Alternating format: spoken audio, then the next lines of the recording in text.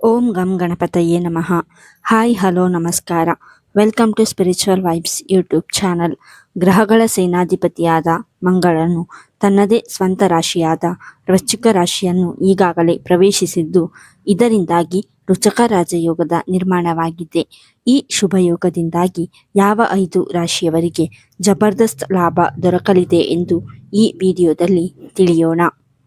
ಜ್ಯೋತಿಷ್ಯ ಶಾಸ್ತ್ರದ ಪ್ರಕಾರ 2025 ಅಕ್ಟೋಬರ್ 27ರಂದು ಗ್ರಹಗಳ ಸೇನಾಧಿಪತಿಯಾದ ಮಂಗಳನು ವೃಶ್ಚಿಕ ರಾಶಿಯಲ್ಲಿ ತನ್ನ ಸಂಚಾರವನ್ನು ಆರಂಭಿಸಿದ್ದಾನೆ. ಇದರ ನಂತರ 2025 ಡಿಸೆಂಬರ್ 7ರವರೆಗೆ, ಅಂದರೆ ಸರಿಸುಮಾರು 40 ದಿನಗಳವರೆಗೆ ಮಂಗಳ ಗ್ರಹವು ತನ್ನದೇ ಆದ ವೃಶ್ಚಿಕ ರಾಶಿಯಲ್ಲಿ ಸಂಚಾರವನ್ನು ಮಾಡುವುದು.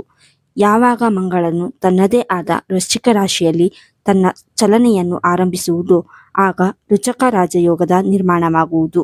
ಇದೇ ಅಕ್ಟೋಬರ್ 27ರಂದು ನಿರ್ಮಾಣಗೊಂಡಿರುವ ಈ ರಾಜಯೋಗದಿಂದಾಗಿ 5 ರಾಶಿಗೆ ಸೇರಿದ ಜನರಿಗೆ ಸಾಕಷ್ಟು ಶುಭ ಫಲಗಳು ಪ್ರಾಪ್ತಿಯಾಗುವುದು. ಆ ಲಕ್ಕಿ ರಾಶಿಗಳಲ್ಲಿ ನಿಮ್ಮ ರಾಶಿಯು ಒಂದಾಗಿದೆಯಾ ಎಂದು ತಿಳಿದುಕೊಳ್ಳುವ ಕುತೂಹಲ ನಿಮಗಿದ್ದರೆ ಈ ವಿಡಿಯೋವನ್ನು ತಪ್ಪದೆ ಕೊನೆಯವರೆಗೂ ನೋಡಿ. 1. ಮಿಥುನ ರಾಶಿ. ಮಂಗಳನ ಈ ಸಂಚಾರದಿಂದಾಗಿ ರೂಪುಗೊಳ್ಳುವ ರುಚಕ ರಾಜಯೋಗದಿಂದ ಮಿಥುನ ರಾಶಿಗೆ ಸೇರಿದ ಜನರಿಗೆ ಬಹಳಷ್ಟು ಲಾಭ ದೊರಕುವುದು. ಈ ಅವಧಿಯಲ್ಲಿ ಮಿಥುನ ರಾಶಿಗೆ ಸೇರಿದ ಜನರ ಆದಾಯದಲ್ಲಿ ವೃದ್ಧಿಯಾಗಲಿದೆ. ಜೊತೆಗೆ ಹೂಡಿಕೆಗೆ ಸಂಬಂಧಿಸಿದಂತೆ ನೀವು ಸಾಕಷ್ಟು ಲಾಭವನ್ನು ಈ ಸಂದರ್ಭದಲ್ಲಿ ಪಡೆಯುವಿರಿ.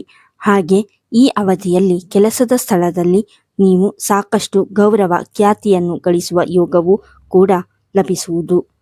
ಈ ಅವಧಿಯಲ್ಲಿ ಮಿಥುನ ರಾಶಿಗೆ ಸೇರಿದ ಜನರ ಪ್ರಭಾವವು ಬಹಳಷ್ಟು ವೃದ್ಧಿಯಾಗಲಿದೆ. ಇದರೊಂದಿಗೆ ವೃತ್ತಿ ಮತ್ತು ವ್ಯವಹಾರಕ್ಕೆ ಸಂಬಂಧಿಸಿದಂತೆ ನೀವು ಸಾಕಷ್ಟು ಶುಭ ಫಲಗಳನ್ನು ಪಡೆಯುವಿರಿ. ಮಿಥುನ ರಾಶಿಗೆ ಸೇರಿದ ಜನರ ವೈವಾಹಿಕ ಜೀವನದಲ್ಲಿ ಮಂಗಳನ ಶುಭ ಪ್ರಭಾವದಿಂದಾಗಿ ಪ್ರೀತಿ ಮತ್ತು ನಂಬಿಕೆಯಲ್ಲಿ ಸಾಕಷ್ಟು ಹೆಚ್ಚಳವನ್ನು ಈ ಸಂದರ್ಭದಲ್ಲಿ ನೋಡಬಹುದಾಗಿದೆ. 2. ಕನ್ಯಾ ರಾಶಿ. ಮಂಗಳನ ರಾಶಿ ಬದಲಾವಣೆಯಿಂದಾಗಿ ರೂಪುಗೊಂಡಿರುವ ರುಚಕ ರಾಜಯೋಗದಿಂದ ಕನ್ಯಾ ರಾಶಿಗೆ ಸೇರಿದ ಜನರಿಗೆ ಬಹಳಷ್ಟು ಶುಭ ಫಲಗಳ ಪ್ರಾಪ್ತಿಯಾಗುವುದು. ಈ ಅವಧಿಯಲ್ಲಿ ಯಾವುದಾದರೂ ಶುಭ ಸುದ್ದಿಯು ಕನ್ಯಾ ರಾಶಿಗೆ ಸೇರಿದ ಜನರಿಗೆ ದೊರಕಲಿದೆ. ಹಾಗಾಗಿ ಈ ಅವಧಿಯಲ್ಲಿ ಮಂಗಳನ ಶುಭ ಪ್ರಭಾವದಿಂದಾಗಿ ನೀವು ಸಾಕಷ್ಟು ಸಂತೋಷದಿಂದಿರುವಿರಿ. ಕನ್ಯಾ ರಾಶಿಗೆ ಸೇರಿದ ವಿದ್ಯಾರ್ಥಿಗಳಿಗೆ ಈ ಅವಧಿಯು ಯಶಸ್ವಿದಾಯಕವಾಗಿರಲಿದೆ. ಹಾಗೆ ಮಂಗಳನಿಂದ ರೂಪುಗೊಳ್ಳುವ ರುಚಕ ರಾಜಯೋಗದಿಂದ ಕನ್ಯಾ ರಾಶಿಗೆ ಸೇರಿದ ಜನರಿಗೆ ಅಪಾರ ಧನ ಲಾಭವಾಗುವ ಯೋಗವೂ ಕೂಡ ಲಭಿಸಲಿದೆ. 3. ಮಕರ ರಾಶಿ. ಗ್ರಹಗಳ ಸೇನಾಧಿಪತಿಯಾದ ಮಂಗಳನು ತನ್ನದೇ ರಾಶಿಯಲ್ಲಿ ಚಲಿಸುವುದರಿಂದಾಗಿ ರುಚಕ ರಾಜಯೋಗದ ನಿರ್ಮಾಣವಾಗುವುದು. ಈ ಶುಭ ಯೋಗದಿಂದಾಗಿ ಮಕರ ರಾಶಿಗೆ ಸೇರಿದ ಜನರಿಗೆ ಅಪಾರ ಲಾಭ ದೊರಕುವ ಸಾಧ್ಯತೆ ಇದೆ.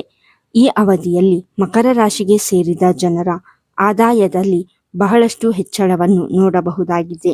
ಜೊತೆಗೆ ಈ ಸಮಯದಲ್ಲಿ ನೀವು ಉಳಿತಾಯ ಮತ್ತು ಹೂಡಿಕೆಯನ್ನು ಮಾಡುವಲ್ಲಿ ಸಾಕಷ್ಟು ಯಶಸ್ಸನ್ನು ಕೂಡ ಗಳಿಸುವಿರಿ.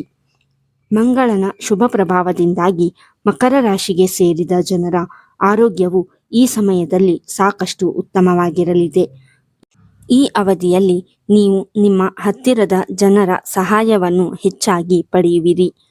4. ಕಟಕ ರಾಶಿ. ಮಂಗಳನ ರಾಶಿ ಬದಲಾವಣೆಯಿಂದಾಗಿ ಕಟಕ ರಾಶಿಗೆ ಸೇರಿದ ಜನರ ಜೀವನದಲ್ಲಿ ಸಾಕಷ್ಟು ಸಕಾರಾತ್ಮಕ ಬದಲಾವಣೆಗಳನ್ನು ಈ ಸಂದರ್ಭದಲ್ಲಿ ಹೊಂದಬಹುದಾಗಿದೆ.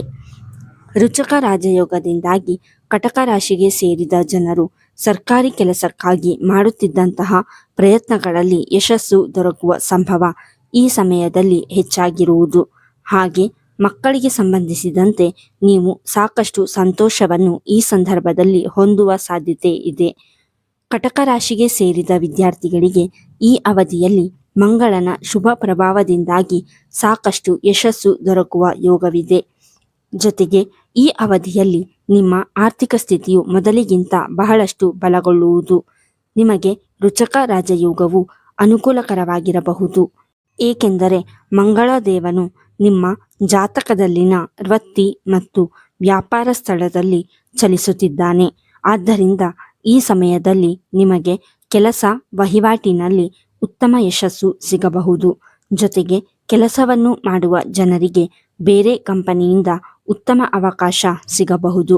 ಜೊತೆಗೆ ನೀವು ಯಾವುದೇ ಆಸ್ತಿ ಖರೀದಿಸಬಹುದು. ಪ್ರೇಮ ಜೀವನದಲ್ಲಿ ಸಂತೋಷ ಹೆಚ್ಚಾಗುತ್ತದೆ ಮತ್ತು ವೈವಾಹಿಕ ಜೀವನ ಬಲಗೊಳ್ಳುತ್ತದೆ. ವಿದ್ಯಾರ್ಥಿಗಳಿಗೆ ಸ್ಪರ್ಧಾತ್ಮಕ ಪರೀಕ್ಷೆಗಳಲ್ಲಿ ಯಶಸ್ಸು ಸಿಗಬಹುದು. ಹಾಗೆ ನಿರುದ್ಯೋಗಿಗಳಿಗೆ ಉದ್ಯೋಗ ಸಿಗಬಹುದು. 5. ಮೀನರಾಶಿ.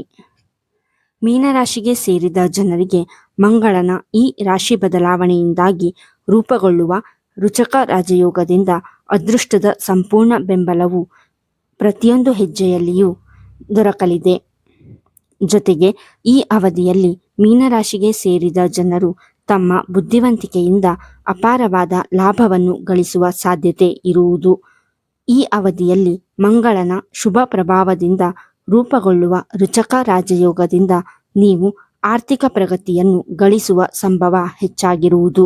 ಹಾಗೆ ಈ ಅವಧಿಯಲ್ಲಿ ಮೀನರಾಶಿಗೆ ಸೇರಿದ ಜನರು ಯಾರೊಂದಿಗೂ ವಿವಾದಕ್ಕೆ ಒಳಗಾಗದೆ ಇರುವಂತೆ ಎಚ್ಚರ ವಹಿಸಿ.